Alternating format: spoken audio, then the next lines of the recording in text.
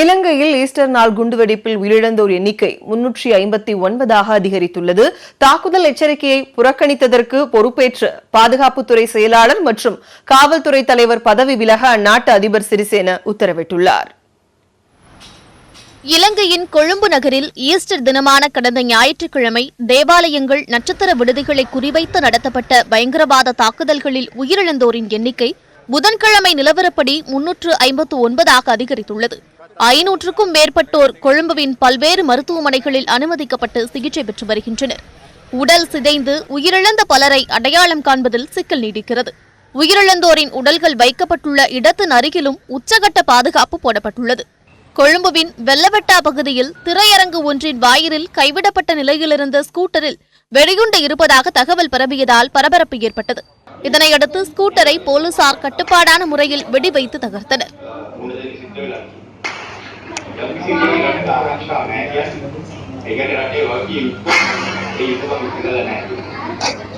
ஸ்கூட்டரில் சந்தேகத்திற்கிடமான பொருட்கள் எதுவும் இல்லை. இருப்பினும் பொது இடங்களில் வாகனங்களை விட்டுச் செல்ல வேண்டாம் என பொதுமக்களுக்கு அறிவுறுத்தப்பட்டுள்ளது. அதற்கான அவசியம் நேர்ந்தால் பெயர், தொலைபேசி எண் உள்ளிட்ட விவரங்களை எழுதி ஒட்டிச் செல்லுமாறும் காவல்துறை அறிவுறுத்தியுள்ளது. இதேபோன்று கொழும்புவின் நீர்கொழும்புவில் உள்ள உணவகம் ஒன்றில் சந்தேகத்திற்குரிய பை ஒன்று கண்டெடுக்கப்பட்ட நிலையில் அதுவும் வெடிவைத்து தகர்க்கப்பட்டது. கொழும்பு சர்வதேச விமான நிலையத்தில் வெடிகுண்டு ஒன்று செயலிழக்கச் செய்யப்பட்டது.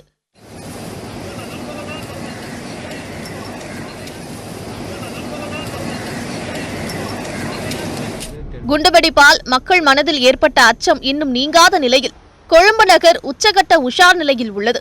3 நாட்களுக்கு பின்னர் பொது போக்குவரத்து சீரடைய தொடங்கியுள்ளது. இருப்பினும் வெளியே நடமாட அச்சம் இருப்பதாக பொதுமக்கள் தெரிவித்துள்ளனர். குண்டுவெடிப்பு தொடர்பாக முன்கூட்டியே உளவுத்துறை எச்சரிக்கை கிடைத்ததாக குற்றம் சாட்டப்படும் நிலையில் எச்சரிக்கையை புறக்கணித்ததற்கு பொறுப்பேற்று இலங்கை பாதுகாப்புத்துறை செயலாளர் மற்றும் காவல்துறை தலைவர் பதவி விலக அதிபர் சிறிசேனா உத்தரவிட்டுள்ளதாக அந்நாட்டு ஊடகங்கள் தெரிவித்துள்ளன. இதனிடையே நியூசிலாந்து கிறிஸ்ட் சர்ச் மசூதிகளில் நடத்தப்பட்ட தாக்குதலுக்கும் இலங்கை வெடிகுண்டு தாக்குதலுக்கும் எந்த சம்பந்தமும் இல்லை என நியூசிலாந்து பிரதமர் ஜெசிந்தா ஆர்டன் தெரிவித்துள்ளார். நியூசிலாந்து மசூதி தாக்குதலுக்கு பதிலடியாகவே இலங்கை தேவாலயங்களில் தாக்குதல் நடத்தப்பட்டதாக இலங்கை நாடாளுமன்றத்தில் பாதுகாப்புத்துறை அமைச்சர் ரூவன் விஜயவர்தன கூறியிருந்தார். இதுபோன்ற தகவல் தங்கள் உளவுத்துறைக்கு கிடைக்கவில்லை என நியூசிலாந்து தெரிவித்துள்ளது. இலங்கையில் ஈஸ்டர் ஞாயிறு அன்று நிகழ்ந்த தற்கொலைப்படை தாக்குதலில் பெண் உட்பட 9 தற்கொலைப்படை பயங்கரவாதிகள் ஈடுபட்டது கண்டறியப்பட்டுள்ளது.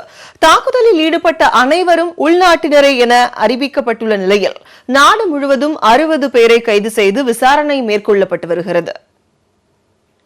ஈஸ்டர் நாள் தாக்குதலுக்கு IS பயங்கரவாத அமைப்பு பொறுப்பேற்றுள்ள நிலையில் தாக்குதலுக்கு முன்னர் பயங்கரவாதிகள் சபதமேற்கும் வீடியோ காட்சி வெளியிடப்பட்டுள்ளது. IS அமைப்பின் செய்தி நிறுவனமான அமாக்கின் இணையதள பக்கத்தில் இந்த வீடியோ காட்சி வெளியாகியுள்ளது.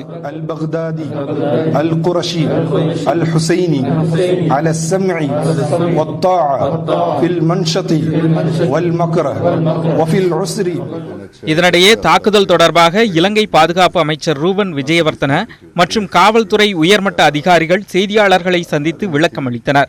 அப்போது தாக்குதலில் வெளிநாட்டவர் யாரும் ஈடுபடவில்லை என அவர் திட்டவட்டமாக தெரிவித்தார். தம்பதி உட்பட 9 பேர் தாக்குதலை நிகழ்த்தியதாக குறிப்பிட்ட அவர், இவர்கள் அனைவருமே நடுத்தர மற்றும் உயர் நடுத்தர வர்க்கத்தைச் சேர்ந்த உயர்கல்வி கற்றவர்களே என கூறினார். இவர்களில் 8 பேர் அடையாளம் காணப்பட்டுள்ள நிலையில் ஒருவர் இங்கிலாந்து மற்றும் ஆஸ்திரேலியாவில் உயர்கல்வி கற்றவர் என்றும் தெரிவிக்கப்பட்டுள்ளது. இலங்கையின் தேசிய தவ்ஹீத் ஜமாத் அமைப்பு தாக்குதலில் ஈடுபட்டதாக முதலில் குற்றம் சாட்டப்பட்டது. ஆனால் அதன் துணை அமைப்பே தாக்குதலை நிகழ்த்தியிருக்கக்கூடும் என தற்போது விளக்கம் அளிக்கப்பட்டுள்ளது. தாக்குதலில் தொடர்புடையதாக சந்தேகிக்கப்படும் 60 நபர்களை போலீசார் கைது செய்துள்ளனர்.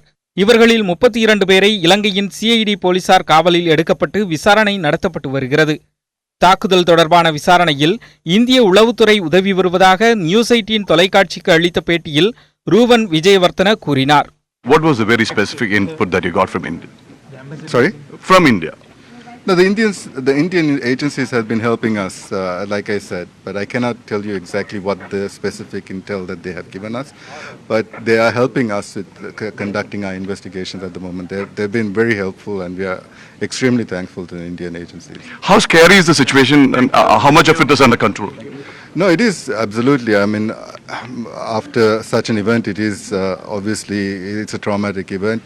And it's right now, like I said, we are doing utmost in our investigations, and I believe within a couple of days we'll have this whole situation under control. And how serious is the failure to convey the intelligence information? Like, is it political? No, that's it.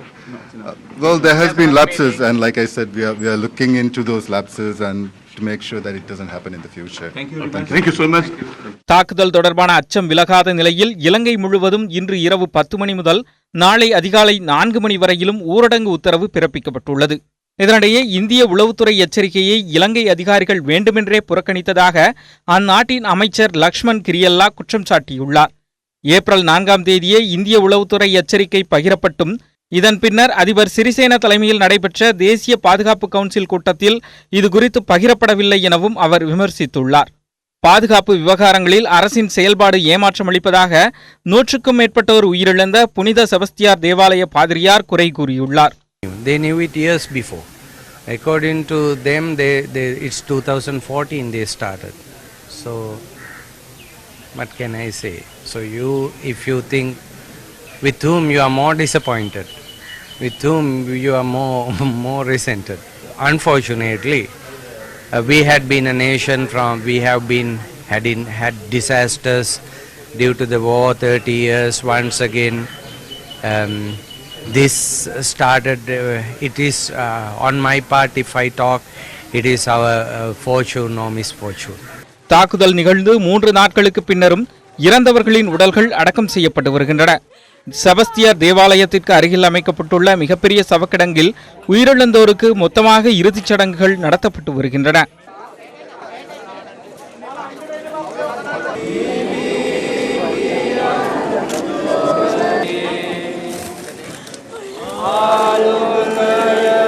இலங்கை தாக்குதலில் உயிரிழந்த இந்தியர்கள் 4 பேரின் நல்லடக்கம் கர்நாடக மாநிலம் பெங்களூருவில் நடைபெற்றது.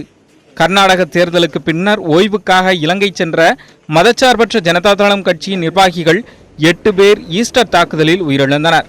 இவர்களில் 4 பேரின் உடல்கள் இந்தியா கொண்டுவரப்பட்ட நிலையில் அவர்களின் குடும்பத்தினரை கர்நாடக முதலமைச்சர் குமாரசாமி நேரில் சந்தித்து ஆறுதல் தெரிவித்தார். இதனிடையே கொழும்புவில் உள்ள ஷாங்க்ரிலா நட்சத்திர விடுதியில் பயங்கரவாதியாக சந்தேகிக்கப்படும் நபர்கள் தோளில் பையுடன் நுழையும் காட்சி வெளியாகியுள்ளது. தோளில் கனமான பையுடன் செல்லும் அந்த நபர்கள் லிப்டில் சென்று விடுதியின் வளாகத்தில் உலவும் கண்காணிப்பு கேமரா காட்சிகளும் வெளியாகியுள்ளன.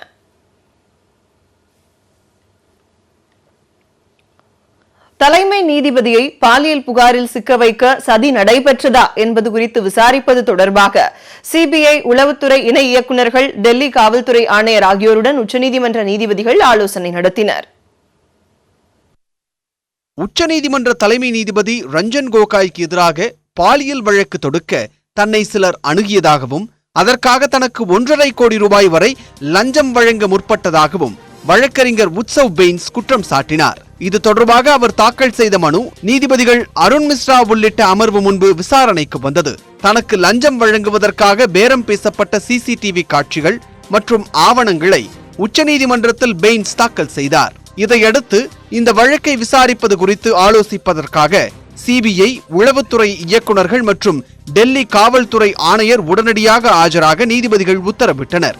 உச்சநீதிமன்ற உத்தரவை அடுத்து சிபிஐ, உளவுத்துறை இணை இயக்குநர்கள் மற்றும் டெல்லி காவல்துறை ஆணையர் ஆகியோர் பிற்பகலில் உச்சநீதிமன்றத்தில் ஆஜராகினர். அவர்களிடம் வழக்கு தொடர்பாக நீதிபதிகள் ஆலோசனை நடத்தினர். இதையடுத்து வழக்கை நாளைக்கு ஒத்திவைத்த நீதிபதிகள் உத்சவ் பெயின்ஸ் பிரமாண பத்திரம் தாக்கல் செய்ய வேண்டும் என்று உத்தரவிட்டனர்.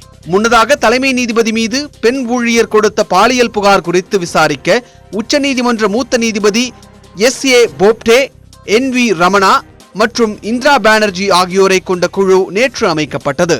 இந்நிலையில் புகார் குறித்த விசாரணையை தொடங்கியுள்ள இந்த குழு வரும் 26ஆம் தேதி புகார் அளித்த பெண் உச்சநீதிமன்ற வளாகத்தில் உள்ள ரகசிய அறையில் நேரில் ஆஜராக நோட்டீஸ் அனுப்ப உத்தரவிட்டது. தலைமை நீதிபதி மீதான பாலியல் புகாரை விசாரிக்க அமைக்கப்பட்டுள்ள நீதிபதி பாப்டே தலைமையிலான குழு சட்டவிரோதம் என பெண் வழக்கறிஞர்கள் குற்றம் சாட்டியுள்ளனர். தலைமை நீதிபதி மீதான பாலியல் புகார் குறித்து வழக்கறிஞர்கள், கல்வியாளர்கள் உள்ளிட்ட 259 பெண்கள் உச்சநீதிமன்ற நீதிபதிகளுக்கு கடிதம் ஒன்றை அனுப்பியுள்ளனர். அதில் நீதிபதி பாப்டே தலைமையிலான குழு சட்டவிரோதமானது என்றும் நம்பத்தகுந்த தனி நபர்களை கொண்ட விசாரணை குழுவை அமைக்க வேண்டும் என்றும் அவர்கள் வலியுறுத்தியுள்ளனர். அந்த குழு 90 நாட்களுக்குள் விசாரணையை முடிக்க வேண்டும் என்றும், அதுவரை தலைமை நீதிபதி தனது பொறுப்புகளில் இருந்து விலகி இருக்க வேண்டும் என்றும் அவர்கள் கோரியுள்ளனர்.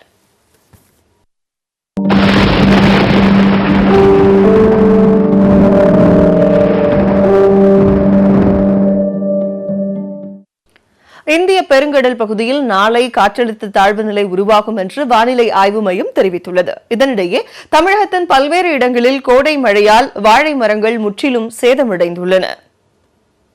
தென் வங்கக்கடல் பகுதியில் நாளை காற்றழுத்த தாழ்வு பகுதி உருவாகும் என்று சென்னை மண்டல வானிலை ஆய்வு மையம் தெரிவித்துள்ளது. இதனைத் தொடர்ந்து 36 மணி நேரத்தில் காற்றழுத்த தாழ்வு மண்டலமாக வலுப்பெறும் என்றும் 48 மணி நேரத்தில் புயலாக மாறும் என்றும் வானிலை ஆய்வு மையம் தெரிவித்துள்ளது. புயலாக மாறும் பட்சத்தில் அதற்கு பானி என்று பெயரிடப்படும் என்று வானிலை ஆய்வு மைய இயக்குனர் பாலச்சந்திரன் தெரிவித்தார். குறைந்த காற்றழுத்த தாழ்வு பகுதி உருவாகக்கூடும். இது ஏப்ரல் 26ஆம் தேதி காற்றழுத்த தாழ்வு மண்டலமாக டிப்ரெஷனாக வலுப்பெறக்கூடும். மேலும் இது ஏப்ரல் 27, 28 ஆகிய தேதிகளில் புயலாக வலுப்பெற்று தற்போதைய நிலவரப்படி தமிழக கடற்கரை நோக்கி நகரக்கூடும்.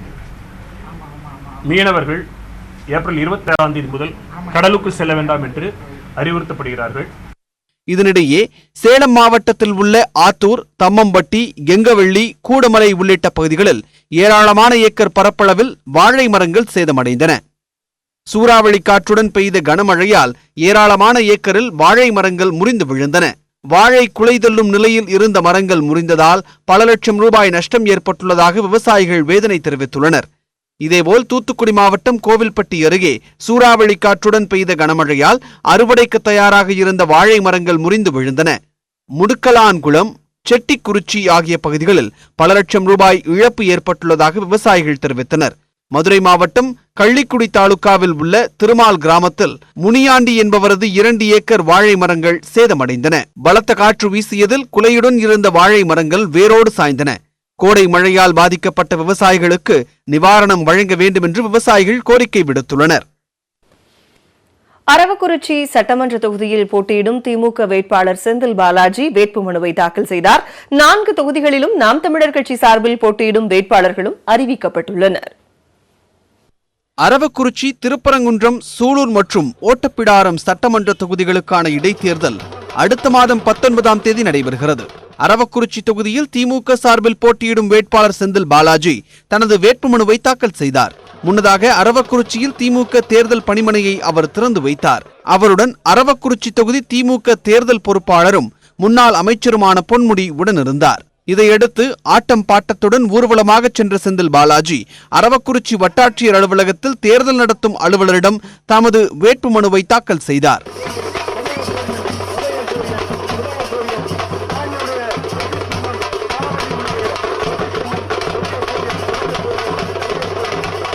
$50,000 வாக்குகள் வித்தியாசத்தில் வெற்றி பெறுவேன் என்று நம்பிக்கை தெரிவித்துள்ள செந்தில் பாலாஜி 22 சட்டமன்ற தொகுதிகளிலும் திமுக வெற்றி பெற்று ஸ்டாலின் முதலமைச்சராக பதவியேற்பார் என்று கூறினார். மே மாதம் 23ஆம் தேதி மதியம் எடப்பாடி பழனிசாமி முதலமைச்சர் பதவியிலிருந்து ராஜினாமா செய்வார். கழகத் தலைவர் தளபதி அவர்கள் முதலமைச்சர் பதவியை ஏற்று தமிழக மக்களுக்கு கொடுத்த தேர்தல் வாக்குறுதிகளை நிறைவேற்றி தருவார்கள். தலைவர் தளபதி அவருடைய ஆசியோடு நாங்கள் முன்னால் ஓடிக்கொண்டிருக்கின்றோம். வெற்றி இலக்கை, வெற்றி கோட்டை எட்டக்கூடிய நிலையில் இருக்கின்றோம். மற்ற 3 தொகுதிகளிலும் நாளைய தினம் திமுக வேட்பாளர்கள் வேட்புமனுக்களை தாக்கல் செய்வார்கள் என்று கூறப்படுகிறது. இதேபோல் கரூரில் போக்குவரத்து துறை அமைச்சர் விஜயபாஸ்கர் முன்னிலையில் அரவக்குறிச்சி அதிமுக வேட்பாளர் செந்தில்நாதனின் அறிமுக கூட்டம் நடைபெற்றது. பின்னர் நியூஸ் 18 தமிழ்நாடு தொலைக்காட்சிக்கு பேட்டியளித்த செந்தில்நாதன் அரவக்குறிச்சி மக்கள் கடந்த தேர்தலில் இரட்டை இலை சின்னத்திற்கே வாக்களித்தார்கள் என்றும் செந்தில் பாலாஜிக்காக வாக்களிக்கவில்லை என்றும் கூறினார். எதிர் வேட்பாளர் செந்தில் பாலாஜி பொறுத்தவரைக்கும் அவர் ஒரு கார்ப்பரேட் அரசியல்வாதி, அவர் ஒரு கார்ப்பரேட் வேட்பாளர். மக்கள் போன தடவை நின்று ஓட்டளிச்சது ரெட்டலை சின்னத்துக்கு. மக்களை கேட்டுட்டு அவர் கட்சி மாறினாரா? எப்படி மக்கள் அவரை சுத்தமாக மக்கள் புறக்கணிச்சிட்டாங்க. அரவக்குறிச்சி எப்பவுமே அனைத்து இந்திய அண்ணா திராவிட முன்னேற்ற கழகத்தினோட கோட்டை. அந்த கோட்டை தொடர்ந்து தக்க வைக்கப்பட்டு தொடர்ந்து நாங்கள் வெற்றி பெறுவோம். இதனிடையே 4 தொகுதிகளிலும் நாம் தமிழர் கட்சி சார்பில் போட்டியிடும் வேட்பாளர்களை அக்கட்சி அறிவித்துள்ளது. அதன்படி அரவக்குறிச்சியில் ப.க. செல்வமும் திருப்பரங்குன்றத்தில் ரேவதியும் போட்டியிடுகின்றனர். சூலூர் சட்டமன்ற தொகுதியில் வழக்கறிஞர் விஜயராகவனும், ஓட்டப்பிடாரம் தனித்தொகுதியில் அகல்யாவும் களம் காண்கின்றனர். 4 தொகுதிகளிலும் 3வது நாளாக சுயேட்சை வேட்பாளர்கள் வேட்புமனு தாக்கல் செய்தனர். திருப்பரங்குன்றத்தில் இந்திய குடியரசுக் கட்சி வேட்பாளர் நாகராஜா, சுயேட்சை வேட்பாளர் சேகர் ஆகியோர் வேட்புமனு தாக்கல் செய்தனர். தேர்தல் நடைமுறையை மீறி நடிகர் சிவகார்த்திகேயன் அளித்த வாக்கு கணக்கில் எடுத்துக் கொள்ளப்படும் என்றும், இதற்காக மறு வாக்குப்பதிவு அவசியம் இல்லை எனவும் தமிழக தலைமை தேர்தல் அதிகாரி சத்யபிரதா சாஹூ தெரிவித்துள்ளார். வாக்காளர் பட்டியலில் பெயர் இல்லாத நிலையில் மதுரவாயல் குட்சப்பட் பள்ளியில் அமைக்கப்பட்ட 303ஆம் எண் கொண்ட வாக்குச்சாவடியில் நடிகர் சிவகார்த்திகேயன் வாக்களித்துள்ளார். இந்த விவகாரம் சர்ச்சையை ஏற்படுத்தியுள்ள நிலையில் இது தொடர்பாக செய்தியாளர்களிடம் தகவல் அளித்த தமிழக தலைமை தேர்தல் அதிகாரி சத்யபிரதா சாஹூ, சிவகார்த்திகேயன் வாக்களித்தது தொடர்பாக திருவள்ளூர் மாவட்ட தேர்தல் அதிகாரி அறிக்கை அளித்துள்ளதாக கூறினார். நடிகர் சிவகார்த்திகேயனை வாக்களிக்க அனுமதித்த தேர்தல் பணியாளர்கள் மீது துறை ரீதியான நடவடிக்கை எடுக்கப்படும் என தெரிவித்த சத்யபிரதா சாஹூ, நடைமுறையை மீறி சிவகார்த்திகேயன் அளித்த வாக்கு கணக்கில் எடுத்துக்கொள்ளப்படும் என்றும், இருப்பினும் தவறுதலாக அவர் வாக்களித்தது குறித்து தேர்தல் ஆணையத்துக்கு தெரிவிக்கப்படும் என்றும் கூறினார். இதற்காக அந்த வாக்குச்சாவடியில் மறு வாக்குப்பதிவு அவசியமில்லை எனவும் அவர் குறிப்பிட்டார். இதேபோன்று நடிகர் ஸ்ரீகாந்த் மற்றும் அவரது மனைவி வாக்காளர் பட்டியலில் பெயர் இல்லாமலேயே வாக்களித்தது தொடர்பாக பேசிய அவர், நடிகர் ஸ்ரீகாந்த் வாக்களித்தாரா இல்லையா என்பது குறித்து மாவட்ட தேர்தல் அதிகாரியிடம் விளக்கம் கேட்டுள்ளதாக கூறினார். இதனிடையே வாக்குப்பதிவு இயந்திரங்கள் வைக்கப்பட்டுள்ள மையங்களின் பாதுகாப்பு குறித்து அனைத்து மாவட்ட தேர்தல் அதிகாரிகள் மற்றும் காவல்துறையினருடன் சத்யபிரதா சாஹூ வீடியோ கான்பரன்சிங் மூலம் ஆலோசனை நடத்தினார். மதுரை வாக்கு எண்ணிக்கை மையத்தில் ஆவணங்கள் உள்ள அறைக்குள் பெண் அதிகாரி நுழைந்த விவகாரத்தில் இதுவரை நடைபெற்ற விசாரணையை பார்க்கலாம். மதுரையில் 6 சட்டமன்ற தொகுதியில் வாக்குப்பதிவு செய்த அனைத்து இயந்திரங்களும் அரசு மருத்துவக் கல்லூரியில் 3 அடுக்கு போலீஸ் பாதுகாப்புடன் வைக்கப்பட்டுள்ளன. இந்த நிலையில் கடந்த 20ஆம் தேதி பெண் அதிகாரி ஒருவர் மதியம் 3 மணிக்கு வாக்குப்பதிவு ஆவணங்கள் உள்ள அறைக்கு சென்றதாகவும், சுமார் 3.5 மணி நேரம் அவர் அங்கு இருந்ததாகவும், சில ஆவணங்களை வெளியே கொண்டு சென்று நகல்கள் எடுத்ததாகவும் தகவல் பரவியது. இந்த தகவல் முதலில் மார்க்சிஸ்ட் கம்யூனிஸ்ட் கட்சியின் வேட்பாளரான வெங்கடேசனுக்கு கிடைக்க மருத்துவக் கல்லூரிக்கு சென்ற அவர் தனது ஆதரவாளர்களுடன் போராட்டத்தில் இறங்கினார். அமமுக மதுரை வேட்பாளர் டேவிட் அண்ணாதுரை, சுயேட்சை வேட்பாளர்கள், கூட்டணி கட்சியினரும் மருத்துவக் கல்லூரி முன் நள்ளிரவில் குவிந்ததால் அங்கு பதற்றம் ஏற்பட்டது. அதனைத் தொடர்ந்து வெங்கடேசன் 3 சுயேட்சைகள் உட்பட 5 வேட்பாளர்களுக்கு சிசிடிவி காட்சி காண்பிக்கப்பட்டது. அப்போது பெண் அதிகாரி வாக்கு இயந்திரங்கள் இருந்த அறைக்கு அருகிலுள்ள ஆவண அறைக்கு சென்றது தெரியவந்தது. இதனைத் தொடர்ந்து போராட்டத்தை கைவிட்ட வேட்பாளர்களும் அவர்களின் ஆதரவாளர்களும் மாவட்ட ஆட்சியரை சந்தித்து புகார் அளித்தனர். ஆவணங்கள் அறைக்கு சென்ற வட்டாட்சியர் சம்பூர்ணம் மறுநாள் 21ஆம் தேதி விசாரணைக்கு அழைக்கப்பட்டார். அவரிடம் நடத்தப்பட்ட விசாரணையின் அடிப்படையில் சென்னை தலைமை தேர்தல் அலுவலகத்திற்கு அறிக்கை அனுப்பப்பட்டது. அந்த அறிக்கையின் அடிப்படையில் சம்பூர்ணமும் அவருக்கு உதவியாக இருந்த பதிவரை எழுத்தர் ஸ்ரீனிவாசன், மாநகராட்சி இளநிலை உதவியாளர் ராஜபிரகாஷ், துப்புரவு பணியாளர் சூரியபிரகாஷ் ஆகியோர் பணியிடை நீக்கம் செய்யப்பட்டனர். இதில் சூரியபிரகாஷ் ஒப்பந்த பணியாளராக இருப்பதால் அவரை பணி நீக்கம் செய்து மாநகராட்சி ஆணையர் உத்தரவிட்டார். 22ஆம் தேதி சென்னையிலிருந்து கூடுதல் தலைமை தேர்தல் அதிகாரி பாலாஜி மதுரை சென்றார். ஆட்சியரும் தேர்தல் அதிகாரியுமான நடராஜனிடம் சில நிமிடங்கள் விசாரணை நடத்திய அதிகாரி பாலாஜி வட்டாட்சியர் சம்பூர்ணம் மற்றும் அவருக்கு உடந்தையாக இருந்த 3 பேரை விசாரித்தார். வேட்பாளர்களையும் அழைத்து புகார்களை கேட்டார். ஆவண அறைக்கு வட்டாட்சியர் சம்பூர்ணம் சென்றது தொடர்பாக மேற்கு தொகுதி உதவி தேர்தல் அலுவலர் குருச்சந்திரனிடம் விளக்கம் கேட்கப்பட்டுள்ளது. இவரின் மேற்பார்வையில்தான் சம்பூர்ணம் தேர்தல் பணி செய்துள்ளார். இதனிடையே உதவி தேர்தல் அதிகாரி பாலாஜி தலைமை தேர்தல் அதிகாரி சத்யபிரதா சாஹுவிடம் விசாரணை அறிக்கை சமர்ப்பித்தார். சத்யபிரதா சாஹுவின் ஆய்வுக்கு பின் இந்த அறிக்கை இந்திய தேர்தல் ஆணையத்திற்கு அனுப்பப்பட்டு அதன் பேரில் நடவடிக்கை எடுக்கப்படும்.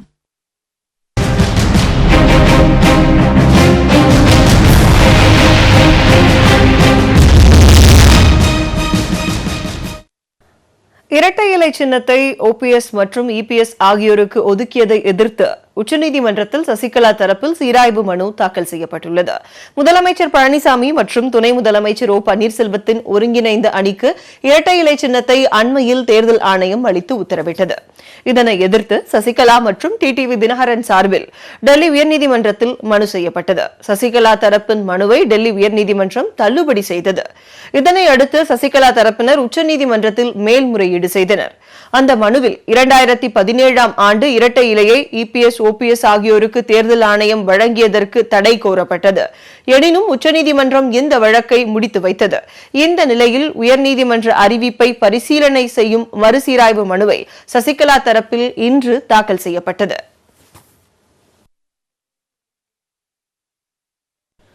டிக்டாக் செயலியை பதிவிறக்கம் செய்ய விதிக்கப்பட்ட தடையை நிபந்தனையுடன் நீக்கி சென்னை உயர்நீதிமன்ற மதுரை கிளை உத்தரவிட்டுள்ளது. டிக்டாக் செயலி மூலம் கலாச்சார சீர்கேடு ஏற்படுவதாக கூறி மதுரையைச் சேர்ந்த முத்துக்குமார் என்பவர் உயர்நீதிமன்ற மதுரை கிளையில் மனு தாக்கல் செய்தார். இதனை விசாரித்த உயர்நீதிமன்ற மதுரை கிளை டிக்டாக் செயலியை பதிவிறக்கம் செய்ய தடை விதித்து உத்தரவிட்டது. இதையடுத்து டிக்டாக் செயலிக்கு விதிக்கப்பட்ட தடையை நீக்க கோரி அதன் உரிமையாளர் தரப்பில் உச்சநீதிமன்றத்தில் மனு தாக்கல் செய்யப்பட்டது. அப்போது இது தொடர்பாக இன்றைக்குள் இறுதி முடிவு எடுக்க உயர்நீதிமன்ற மதுரை கிளைக்கு உச்சநீதிமன்றம் உத்தரவிட்டிருந்தது. இந்நிலையில் டிக்டாக் தொடர்பான வழக்கு இன்று மீண்டும் நீதிபதிகள் கிருபாகரன், சுந்தர் அமர்வு முன் விசாரணைக்கு வந்தது. அப்போது சிறுவர், சிறுமிகள் மற்றும் பெண்களின் ஆபாச வீடியோக்கள் மற்றும் சமூக சீர்கேட்டை ஏற்படுத்தும் வீடியோக்களை பதிவேற்றம் செய்யக்கூடாது என நிபந்தனை விதித்த நீதிபதிகள் டிக்டாக் செயலி மீதான தடையை நீக்கி உத்தரவிட்டனர். மேலும் 18 வயதுக்கு கீழ் உள்ளவர்கள் டிக்டாக் செயலியை பதிவிறக்கம் செய்ய முடியாது என்ற அந்நிறுவனத்தின் உறுதிமொழியை மீறும் பட்சத்தில் நீதிமன்றம் தானாக முன்வந்து எடுக்கும் உரிமையில் நீதிமன்ற அவமதிப்பு வழக்கை சந்திக்க நேரிடும் எனவும் நீதிபதிகள் எச்சரித்தனர்.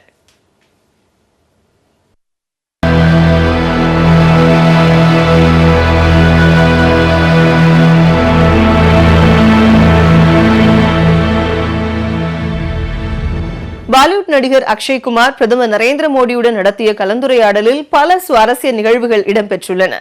டீ விற்றது, கில்லி விளையாடுவது, அரசியல் கடந்து மம்தா பானர்ஜி உடனான நட்பு ஆகியவை குறித்து பிரதமர் மோடி அதில் மனம் திறந்து பேசியுள்ளார். பிரதமர் நரேந்திர மோடியுடன் நடிகர் அக்ஷய்குமார் சுமார் 1.5 மணி நேரம் நிகழ்த்திய கலந்துரையாடலை ANI செய்தி நிறுவனம் வெளியிட்டுள்ளது. இந்த கலந்துரையாடல் முழுக்க முழுக்க அரசியல் தவிர்த்த கலந்துரையாடல் என அக்ஷய் தெரிவித்துள்ளார். தான் ஒருபோதும் பிரதமராக விரும்பியதில்லை என்றும், சன்னியாசியாக மாறுவேன் என்றோ ராணுவத்தில் இணைவேன் என்றோ தான் நினைத்திருந்ததாகவும் பிரதமர் தெரிவித்துள்ளார். தனக்கு ஒரு நல்ல வேலை கிடைத்திருந்தால் தனது தாய் மகிழ்ந்திருப்பார் என்றும் பிரதமர் மோடி கலந்துரையாடலில் கூறியுள்ளார். தனது சிறு வயதில் நூலகம் செல்வதை வழக்கமாக கொண்டிருந்ததாகவும், மிகப்பெரிய தலைவர்களின் வாழ்க்கையை படித்ததாகவும் பிரதமர் கூறியுள்ளார். ராணுவ உடையில் செல்லும் வீரர்களுக்கு கிடைக்கும் மரியாதையை பார்த்து தானும் ராணுவத்தில் இணைய விரும்பியதாகவும் அவர் கூறியுள்ளார். बचपन में मेरा एक स्वभाव था, किताबें पढ़ना, लाइब्रेरी चला जाता था, तो बड़े बड़े लोगों के जीवन पढ़ना ये शौक़ रहता था. कभी फौज वाले यूनिफॉर्म में निकलते थे तो मुझे बड़ा देखता था, कभी बच्चे की तरह खड़े होकर के सैल्यूट कर देता था, मन करता था खुद में भी. इतने में 1962 का वॉर हो गया, तो हमारे यहाँ से दूर एक महसाना स्टेशन है मेरे गांव से, तो वहाँ स्टेशन पे सब लोग, जो फ़ौज के लोग ट्रेनों में जाते थे, उनका बड़ा सत्कार करते थे, चाय वगैरह, तो मैं भी चला जाता था. तो जाकर के मैं भी वो, तो मुझे बड़ा मज़ा आता था. तो मन पे हो गया कि हाँ, ये देश के लिए जीने मरने वाला रास्ता है. तो कभी उस दिशा में सोचता था. தனக்கு கோபம் ஏற்படுவது உண்டு என தெரிவித்துள்ள பிரதமர் மோடி, ஆனால் அதை மற்றவர்களிடம் காட்டுவதில்லை என்றும் கூறியுள்ளார். தனக்கு பிடிக்காதது ஏதேனும் நடைபெற்றால் தனியாக அமர்ந்து ஒரு காகிதத்தில் நடந்த அனைத்தையும் எழுதுவேன் என்றும், என்ன செய்தேன், எதற்கு செய்தேன் என அனைத்தையும் எழுதி அந்த காகிதத்தை கிழித்து எறிந்து விடுவேன் என்றும் அவர் தெரிவித்துள்ளார். இதுவே தனது கோபத்தை கட்டுப்படுத்தும் வழி என்றும் அவர் கூறியுள்ளார். தான் ஒரு கடுமையான அதிகாரி இல்லை என தெரிவித்துள்ள மோடி, தான் அலுவலகத்திற்கு அதிகாலையிலே வந்துவிட்டு இரவு தாமதமாக திரும்புவதால் அப்படி தோன்றலாம் என்றும் கூறியுள்ளார். நீங்கள் குஜராத்தி தானே, குஜராத்திகள் பணம் சேமிப்பதில் தானே அதிக கவனமாக இருப்பார்கள் என்ற அக்ஷய்குமாரின் கேள்விக்கு பெரிய சிரிப்பு ஒன்றை மட்டுமே பிரதமர் பதிலாக அளித்தார். सच में गुजराती है ना, क्योंकि गुजराती जो होते हैं वो पैसों के लिए बहुत सही रहते हैं. मतलब मैं नहीं मानता कि मतलब आपने अपना प्लॉट दे दिया, आपने पैसे दे दिए, तो आप. குஜராத் முதலமைச்சராக இருந்தபோது சில திரைப்படங்களை பார்த்துள்ளதாகவும் இப்போது திரைப்படங்களை பார்க்க தனக்கு நேரமில்லை என்றும் கூறியுள்ளார். நீங்கள் மற்றவர்களின் ட்விட்டர் பக்கங்களை பார்ப்பதுண்டா என்ற கேள்விக்கு உங்கள் ட்விட்டர் பக்கத்தை மட்டுமின்றி உங்கள் மனைவியான டிங்கிள் கண்ணாவின் ட்விட்டர் பக்கத்தையும் பார்ப்பேன் என மோடி பதிலளித்தார். ट्विटर या इंस्टाग्राम ये सारी चीजें आप देखते हो सर? मैं जरूर देखता हूँ और एक प्रकार से उससे मुझे बाहर की बहुत प्रकार की जानकारियाँ मिलती हैं जी. और मैं आपका भी ट्विटर देखता हूँ और ट्विंकल खन्ना जी का भी ट्विटर देखता हूँ. और कभी कभी तो मुझे लगता है कि वो जो मेरे पर गुस्सा निकालती है ट्विटर पे, तो उसके कारण आपके पारिवारिक जीवन में बड़ी शांति रहती होगी. उनका पूरा गुस्सा मेरे पर निकल जाता होगा. इसलिए आपको बड़ा आराम रहता, सुकून मिलता होगा. எதிர்க்கட்சி தலைவர்களுடன் நல்ல நட்பை பேணி வருவதாக தெரிவித்த பிரதமர் மோடி, மேற்கு வங்க முதலமைச்சர் மம்தா பானர்ஜி தனக்கு குருதாக்கள் மற்றும் இனிப்புகளை வருடம் ஒருமுறை அனுப்பி வைப்பார் என்றும் தெரிவித்தார். தான் முதலமைச்சராக இருந்தபோது தனக்கு கிடைத்த மொத்த ஊதியத்தையும் தலைமை செயலகத்தில் உதவியாளர்கள், கார் ஓட்டுநர் ஆகியோரின் குழந்தைகளின் கல்விச் செலவுக்காக வழங்கிவிட்டதாகவும் பிரதமர் கூறினார். அதிக செலவு வைக்கும் மருத்துவ முறை தனக்கு தெரியாது என்றும் தான் எப்போதும் ஆயுர்வேதா மருத்துவத்தையே விரும்பி பின்பற்றுவதாகவும் அவர் குறிப்பிட்டார். தனது உடை குறித்து தவறான தோற்றம் பார்வை உள்ளதாகவும் முழுக்கை கொண்ட குருதாக்களை துவைக்கவும் பைகளில் அதிக இடத்தை எடுத்துக் கொள்வதாலேயுமே தான் அரைக்கை சட்டைகளை பயன்படுத்த தொடங்கியதாகவும் அவர் கூறியுள்ளார். மற்றவர்கள் முன்பாக கடிகாரத்தில் நேரம் பார்ப்பது அவர்களை அவமானப்படுத்துவதாக அமைந்துவிடும் என தான் கருதுவதாகவும் அவர் தெரிவித்துள்ளார். தனது தாயார் எனக்கு இப்போது வரை பணம் அனுப்புகிறார் என்றும் ஆனால் தான் அவருக்கு பணம் அனுப்புவதில்லை என்றும் அவர் கூறியுள்ளார். தனக்கு கில்லி விளையாட்டும் குளத்தில் நீச்சல் அடிப்பதும் மிகவும் பிடிக்கும் என்றும் பிரதமர் தெரிவித்துள்ளார். बिल्कुल खेलता था गाँव में. हाँ, हमारे यहाँ गांव में खेलते थे. फिर हाँ, लेकिन ज़्यादातर मैं तैरने के लिए चला जाता था. मुझे पानी पसंद था. अच्छा. तो तैरने के लिए चला जाता था. दो कारण थे. एक तो मेरे परिवार के सारे कपड़े मैं धोता था, परिवार के सभी सदस्यों के. अच्छा. तो तालाब में ही पानी था, तो हम तालाब में चले जाते थे. तो उसके कारण स्वाभाविक मेरा स्विमिंग सीख गया. तो मैं बहुत घंटों तक स्विमिंग कर लेता था. तो मेरे शरीर के जो अगर मूलभूत कहें कि डेवलपमेंट, बॉडी डेवलपमेंट जिसको कहें, वो शायद स्विमिंग से हुआ है. वो गांव वाला स्विमिंग जो समझिए अपने गांव में तालाबों में. உரையாற்றும் போது எழுதி வைத்து படிப்பதை தான் விரும்புவதில்லை என்றும் அது தனக்கு வசதியாக இருப்பதில்லை என்றும் பிரதமர் கூறியுள்ளார். மூடி அறைக்குள் இருப்பது தனக்கு பிடிக்காது என்றும் காலை மாலை என இரு நேரங்களில் மட்டுமே டீ அருந்துவதாகவும் அவர் தெரிவித்துள்ளார். தான் எப்போதும் தீபாவளி கொண்டாடியதில்லை என்றும் தீபாவளி காலத்தில் 4 நாட்கள் எங்காவது தனிமையை தேடி சென்று விடுவது தனது பழக்கம் என்றும் கூறியுள்ளார். தான் டீ விற்கும் போது பலவிதமான மனிதர்களை சந்தித்து மனித இயல்புகள் குறித்து அறிந்து கொண்டதாக அவர் தெரிவித்துள்ளார். தனது கிராமத்தை கடந்து செல்லும் ரயில் 3 அல்லது 4 நாட்கள் நின்று செல்லும் என்றும் அதில் வருபவர்களுக்கு டீ கொடுக்க செல்வது வழக்கம் என்றும் தெரிவித்துள்ளார். அப்போது அவர்கள் பேசுவதையும் பாடுவதையும் கேட்டதாகவும் அதுவே தான் இந்தியில் சரளமாக பேசுவதற்கு காரணமாக அமைந்தது என்றும் பிரதமர் கூறியுள்ளார். அதுவே தான் இந்தியில் சரளமாக பேசுவதற்கு காரணமாக அமைந்தது என்றும் பிரதமர் கூறியுள்ளார். பிரதமராக இல்லாமல் இனிமையான மனிதர் என்ற அடிப்படையில் மோடியின் பால் தான் ஈர்க்கப்பட்டுள்ளதாக நடிகர் அக்ஷய்குமார் கலந்துரையாடல் குறித்து கருத்து தெரிவித்துள்ளார். பச்சையப்பன் கல்லூரி முதல்வர் தேர்வில் நடந்த முறைகேடுகள் குறித்து லஞ்ச ஒழிப்புத்துறை விசாரணைக்கு சென்னை உயர்நீதிமன்றம் உத்தரவிட்டுள்ளது. முதல்வராக நியமிக்கப்பட்ட என் சேட்டு என்பவரின் நியமனத்தையும் உயர்நீதிமன்றம் ரத்து செய்துள்ளது. பச்சையப்பன் அறக்கட்டளை சார்பில் இயங்கி வரும் 6 கல்லூரிகளில் ஒன்றான பச்சையப்பன் ஆண்கள் கல்லூரியின் முதல்வர் கடந்த ஆண்டு ஓய்வு பெற்ற பின்னர் என் சேட்டு முதல்வராக நியமிக்கப்பட்டார். என் சேட்டு முதல்வராக நியமிக்கப்பட்டதில் முறைகேடுகள் நடைபெற்றதாக கூறி கல்லூரி பேராசிரியர்கள் 7 பேர் சென்னை உயர்நீதிமன்றத்தில் வழக்கு தொடர்ந்தனர். மனுதாரர்கள் முதல்வர் தேர்வு நடைமுறைகளில் பங்கேற்காததால் அவர்களுக்கு வழக்கு தொடர அதிகாரம் இல்லை என பச்சையப்பன் அறக்கட்டளை சார்பில் வாதிடப்பட்டது. பல்கலைக்கழக மானியக் குழுவின் விதிகளை பின்பற்றாமல் முதல்வர் தேர்வுக்குழு அமைக்கப்பட்டதாக கல்லூரியின் தற்காலிக நிர்வாகியும் ஓய்வு பெற்ற நீதிபதியுமான சண்முகம் தரப்பில் வாதிடப்பட்டது. கல்வி வளர்ச்சிக்கு பயன்படுத்த வேண்டிய பச்சையப்பன் அறக்கட்டளை பணம் தவறாக பயன்படுத்தப்பட்டு வருவதாக குற்றம் சாட்டப்பட்டது. பச்சையப்பன் அறக்கட்டளை பணத்தில் 30 கோடி ரூபாய்க்கு அம்மா அரங்கம் கட்டப்பட்டதாக புகார் தெரிவிக்கப்பட்டது. அறக்கட்டளைக்கு 4 லட்சம் சதுர அடியில் 1884 கோடி ரூபாய்க்கு சொத்து இருப்பதாகவும் அவற்றின் வாடகை பணம் முறையாக வருவதில்லை எனவும் தெரிவிக்கப்பட்டது. அறக்கட்டளை சொத்துக்களுக்கு மாதம் 12 கோடி ரூபாய் வரை வாடகை வரவேண்டிய நிலையில் 10 லட்சம் ரூபாய் மட்டுமே வருவதாக குற்றச்சாட்டு எழுந்துள்ளது. அறக்கட்டளையில் நடைபெறும் மோசடிகளை தடுத்து வாடகை வருவாயை பெற நடவடிக்கை எடுக்க உத்தரவிடுமாறும் கோரிக்கை விடப்பட்டுள்ளது.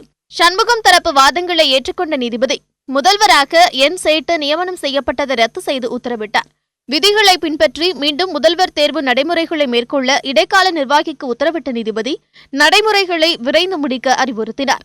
கல்லூரி முதல்வர் தேர்வு உள்ளிட்ட முறைகேடுகள் தொடர்பான புகாரை லஞ்ச ஒழிப்புத்துறை விசாரணை செய்ய வேண்டும் என்று உத்தரவிடப்பட்டது. உன்னத நோக்கத்திற்காக தொடங்கப்பட்ட இந்த கல்லூரிக்கு சட்டவிரோதமாக நியமிக்கப்பட்டவர்கள் பாவம் இழைத்து வருகின்றனர் என நீதிபதி வேதனை தெரிவித்தார். வன்னிய மக்களை அரசியல் ஆதாயத்திற்காக பாமக பயன்படுத்துவதாக விடுதலை சிறுத்தைகள் கட்சித் தலைவர் திருமாவளவன் குற்றம் சாட்டியுள்ளார். மக்களவைத் தேர்தலின் போது சிதம்பரம் தொகுதிக்கு உட்பட்ட பொன்பரப்பி கிராமத்தில் விடுதலை சிறுத்தைகள் ஆதரவாளர்கள் மீது தாக்குதல் நடத்தியது மட்டுமின்றி அவர்களது குடியிருப்புகளும் சூறையாடப்பட்டன. இந்த சம்பவத்தை கண்டித்து சென்னை வள்ளூர் கோட்டத்தில் விடுதலை சிறுத்தைகள் கட்சி சார்பில் ஆர்ப்பாட்டம் நடைபெற்றது. இந்த ஆர்ப்பாட்டத்தில் திமுக, காங்கிரஸ், இடதுசாரிகள், திராவிடர் கழகம், திராவிடர் இயக்க தமிழர் பேரவை உள்ளிட்ட தோழமை கட்சிகள் பங்கேற்றன. ஆர்ப்பாட்டத்தின் போது பேசிய விடுதலை சிறுத்தைகள் கட்சித் தலைவர் திருமாவளவன் பாமகவிடம் இருந்து அப்பாவி வன்னிய மக்களை காப்பாற்ற வேண்டும் என கேட்டுக்கொண்டார். இந்துக்கள் பாதுகாவலர் என்பதை போன்ற ஒரு தோற்றத்தை ஏற்படுத்தி இந்துக்களை அழித்துக் கொண்டிருக்கிறார்கள், அவர்களுக்கு துன்பத்தை உருவாக்கி கொண்டிருக்கிறார்கள். இந்துக்களின் முதல் எதிரியே பாரதிய ஜனதா கட்சி தான். இந்து சமூகத்தின் முதல் எதிரியே. வன்னியர் சமூகத்தின் ஒரே எதிரி பாமக தான். இதை அப்பாவி வன்னியர் சமூகமும் புரிந்து கொள்ள வேண்டும். இதை அகில இந்திய அளவில் அப்பாவி இந்துக்களும் புரிந்து கொள்ள வேண்டும். முன்னதாக பேசிய மார்க்சிஸ்ட் கட்சியின் மாநில செயலாளர் பாலகிருஷ்ணன் அரசியல் ஆதாயத்திற்காக திட்டமிட்டு பாமக இந்த வன்முறை வெறியாட்டத்தை நடத்தியிருப்பதாக தெரிவித்தார். திருமாவளவனின் வெற்றியை யாராலும் தடுக்க முடியாது என பாலகிருஷ்ணன் கூறினார். சிதம்பரம் நாடாளுமன்ற தொகுதியிலே பல்லாயிரக்கணக்கான வாக்கள் வெற்றி பெறத்தான் போகிறார்கள். தமிழ்நாட்டிலே 40 பாண்டிச்சேரி உள்ளிட்ட 40 தொகுதிகளையும் மதசார்பற்ற முற்போக்கு கூட்டணி மகத்தான வெற்றி பெறத்தான் போகிறது. மோடி வந்தாலும் சரி, எடப்பாடி வந்தாலும் சரி, அல்லது இந்த நம்முடைய அமுல் பேபி அன்புமணி வந்தாலும் சரி, யார் வந்தாலும் சரி, அதெல்லாம் நிறுத்துகிற சக்தி கிடையாது. தொடர்ந்து பேசிய திராவிடர் கழக தலைவர் கி வீரமணி பொன்பரப்பி சம்பவத்தில் வன்முறையாளர்களுக்கு காவல்துறை துணை போனதாக குற்றம் சாட்டினார். அதிகாரிகள் நடுநிலையாக செயல்பட வேண்டும் என கேட்டுக்கொண்ட அவர் இன்னும் சில வாரங்களில் ஆட்சி மாற்றம் ஏற்பட்டுவிடும் என தெரிவித்தார். போராட்டத்தில் கம்யூனிஸ்ட் கட்சியின் மாநில செயலாளர் முத்தரசன், திராவிடர் இயக்க தமிழர் பேரவைத் தலைவர் சுபவீர பாண்டியன் உள்ளிட்ட திரளானோர் பங்கேற்றனர். பூஜ்ய நிழல் நாள் எனும் நிகழ்வை சென்னையில் இன்று பலரும் கண்டு வியந்தனர். அது என்ன பூஜ்ய நிழல் நாள்? இப்போது பார்ப்போம். சூரியன் தலைக்கு மேல் நேர்கோட்டில் இருக்கும்போது நிழல் தரையிலேயே படாது என்பதை நம்மில் பலர் அறிந்திருப்போம். அந்த நிகழ்வுதான் இன்று தமிழகத்தின் சில பகுதிகளில் நடந்தது. தமிழகத்தில் சென்னை, திருவள்ளூர், ஸ்ரீபெரும்புதூர், அரக்கோணம், ஆற்காடு, வேலூர் ஆகிய பகுதிகளில் நண்பகல் சரியாக 12:07 மணிக்கு நிழல் இல்லாமல் இருந்ததை காண முடிந்தது. இது மாதிரி ஒரு சிறந்த நாள் இருக்குன்றதை இன்னைக்கு தான் நான் தெரிஞ்சுக்கிட்டேன் இங்க வந்து பார்க்கும்போது. இந்த அபூர்வ நிகழ்வுக்காக சென்னையில் உள்ள பிர்லா கோளரங்கத்தில் சிறப்பு நிகழ்ச்சிக்காக ஏற்பாடு செய்யப்பட்டிருந்தது. இதில் சிறிய குச்சியை கொண்டும் மேலும் சில பொருட்களை கொண்டும் மாணவ மாணவிகள் செய்முறைகளில் ஈடுபட்டனர். அப்போது நேரம் செல்ல செல்ல குச்சியின் நிழலின் நீளம் குறைந்து கொண்டே வந்தது. சரியாக 12:07 மணிக்கு குச்சியின் நிழல் தென்படவில்லை. அந்த சமயத்தில் அனைவரது நிழலும் அவரவரது கால்களுக்கு கீழே இருந்தன. இன்னைக்கு நான் ஜீரோ ஷேடோ ஒர்க் ஷாப்க்கு வந்துக்கிறேன். ஜீரோ ஷேடோ வந்து நம்ம சன்லைட் வந்து நம்ம ஹெட் மேலே படம், அதுக்கப்புறம் அந்த நம்ம பாடி பார்ட்ஸ் எதுவுமே தெரியாது, நம்ம கையை வச்சு நாங்கள் எல்லாம் சர்க்கிள் ஃபார்ம் பண்ணி பண்ணோம். இந்த நிழல் இல்லாத நேரத்தை குறித்து கொண்டதன் மூலம் பூமி சுழலும் வேகத்தையும் அட்சரேகை தீர்க்க ரேகைகளையும் சரியாக கணிக்க முடியும் என்கிறார் அறிவியல் ஆய்வாளர் லெனின். ஸோ இது இந்த நிகழ்வு எப்பொழுது நடக்கிறதுங்கிறத மாணவர்கள் குறித்து வச்சுக்கிட்டாங்க அந்த தருணத்தை. அதனால இது பெங்களூர்லேயும் இதே போல் பெங்களூர் கோளரங்கத்திலையும் நாங்கள் கோஆர்டினேட்டர் செய்கிறோம். நம்ம இணையதளம் மூலம் அவர்கள் இணைப்பில் இருக்கிறாங்க. அங்கே எப்பொழுது இதே போல் ஜீரோ ஷேடோ விழுகிறது என்பதை பார்ப்பாங்க. ஸோ அந்த இடைப்பட்ட நேரத்தை கணித்து நம்ம பூமி எவ்வளோ வேகமாக சுற்றுதுங்கிறத மாணவர்கள் கணிக்கிறாங்க. ரெண்டாவது இந்த இடத்துடைய அட்சரேகை என்ன தீர்க்கரேகை என்னங்கிறதையும் இந்த நேர கணிப்பின் மூலமாகவும் அந்த நிழல் கணிப்பின் மூலமாகவும் கண்டுபிடிப்பாங்க. சென்னையை தொடர்ந்து 12:17 மணிக்கு பெங்களூருவிலும் 12:27 மணிக்கு மங்களூருவிலும் நிழலில்லா நேரம் கணக்கிடப்பட்டது. இந்த மெஷர்மெண்ட்ஸை நாங்கள் அலகாபாத், மேங்களூர் அப்புறம் நிறைய இடத்தோட நாங்கள் கம்பேர் பண்ணுவோம். கம்பேர் பண்ண உடனே நாங்கள் இங்கேருந்து டிஸ்டன்ஸ் அங்கே எவ்வளோ தூரம் ட்ராவல் பண்ணுதுன்னு சொல்லிட்டு நாங்கள் ரெக்கார்ட் பண்ணுவோம். எக்ஸ்பீரியன்ஸ் சூப்பராக இருந்துச்சு, எனக்கு ரொம்ப பிடிச்சிருக்கு. ஸோ இது எங்களுக்கு ஒரு புது எக்ஸ்பீரியன்ஸாக இருந்துச்சு. நாங்கள் எதிர்பார்க்கவே இல்லை, இவ்வளோ ஆச்சரியமாக இருக்குது. அந்த ஒரு சின்ன குச்சியை வச்சு நம்ம பூமியோட ரேடியஸே மெஷர் பண்ண முடியும். அதேமாதிரி நம்ம பூமி இந்த தனித்தனி எவ்வளோ வேகமாக சுற்றுது அப்படிங்கிற ஸ்பீடையும் மெஷர் பண்ண முடியும்னா அது உண்மையிலே ரொம்ப பெரிய விஷயம். ஆண்டுக்கு 2 முறை நிழலில்லா நேரம் தெரியும் என்றும் அடுத்தது ஆகஸ்ட் மாதம் 18ஆம் தேதி இதேபோல் நிழலில்லா நேரம் தெரியும் எனவும் அறிவியல் ஆய்வாளர்கள் தெரிவித்துள்ளனர். தேர்வை சரியாக எழுதாத மாணவன் பேனா சரியில்லை என சொல்வதைப் போல எதிர்க்கட்சிகள் மின்னணு வாக்குப்பதிவு எந்திரத்தை குறை கூறுவதாக பிரதமர் குற்றம் சாட்டியுள்ளார். ஜார்க்கண்ட் மாநிலத்தில் நடைபெற்ற பரப்புரை கூட்டத்தில் பேசிய பிரதமர் மோடி, கடந்த 2 நாட்களாக இலங்கையில் தொடர் குண்டுவெடிப்புகள் நடைபெற்றதைப் போலவே இந்தியாவில் 2014ஆம் ஆண்டுக்கு முன்பு நிலைமை இருந்ததாக குற்றம் சாட்டினார். எதிர்க்கட்சிகள் முதலில் தன்னை குறை கூறிக் கொண்டிருந்ததாகவும் தற்போது வாக்கு எந்திரங்களை குறை கூற தொடங்கிவிட்டதாகவும் குற்றம் சாட்டினார். இதன் மூலம் தங்கள் தோல்விக்கு வாக்கு எந்திரங்களை காரணமாக சொல்ல அவர்கள் முடிவெடுத்துவிட்டது தெரிவதாகவும் அவர் கூறினார். எதிர்க்கட்சிகளின் புகார், தேர்வை சரியாக எழுதாத மாணவன் பேனா சரியில்லை என கூறுவதைப் போல உள்ளதாகவும் பிரதமர் தெரிவித்தார். இதனிடையே பீகாரில் நடைபெற்ற பொதுக்கூட்டத்தில் பேசிய பாஜக தலைவர் அமித்ஷா, 2 இடங்களில் கலைகள் உள்ளதாகவும் ஒன்று பாகிஸ்தான் மற்றொன்று ராகுல் காந்தி மற்றும் அவரது கூட்டணி என்றும் தெரிவித்தார்.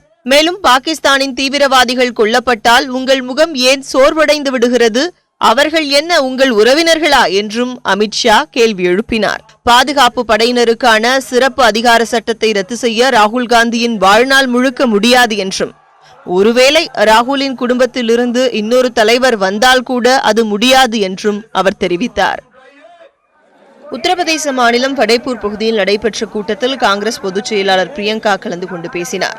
அப்போது பாஜகவினர் தங்கள் குடும்பத்தை பற்றி மட்டுமே தேர்தல் பரப்புரையில் பேசுவதாகவும், கடந்த 5 ஆண்டுகளில் என்ன செய்துள்ளோம் என்பது பற்றி பாஜகவினர் வாய் திறக்க மறுப்பதாகவும் அவர் குற்றம் சாட்டினார். பின்னர் மஹோபா பகுதியில் திறந்த வாகனத்தில் சென்று பிரியங்கா காந்தி வாக்கு சேகரித்தார். உத்தரப்பிரதேச மாநிலம் ஹர்தோய் பகுதியில் நடைபெற்ற பொதுக்கூட்டத்தில் பேசிய அகிலேஷ் யாதவ், ஆங்கிலேயர் பயன்படுத்திய பிரித்தாளும் சூழ்ச்சியை அதிகாரத்துக்காக பாஜக பயன்படுத்துவதாக குற்றம் சாட்டினார். அதிகாரத்திற்காக சமூகத்தில் சாதி மத ரீதியான பிரிவினையை பாஜக ஏற்படுத்துவதாகவும் அவர் புகார் கூறினார். இதனிடையே பாஜக வேட்பாளராக நிறுத்தப்பட்டுள்ள மாலேகான் குண்டுவெடிப்பு வழக்கில் குற்றம் சாட்டப்பட்ட சாத்வி பிரக்யா தாகூர் தேர்தலில் போட்டியிட எந்த தடையும் இல்லை என தேசிய புலனாய்வு நீதிமன்றம் தெரிவித்துள்ளது. இதைத் தொடர்ந்து அவர் நடத்திய பிரம்மாண்ட ஊர்வலத்தில் பங்கேற்ற பாஜக தொண்டர்கள் ஆடி பாடி தங்கள் மகிழ்ச்சியை வெளிப்படுத்தினர்.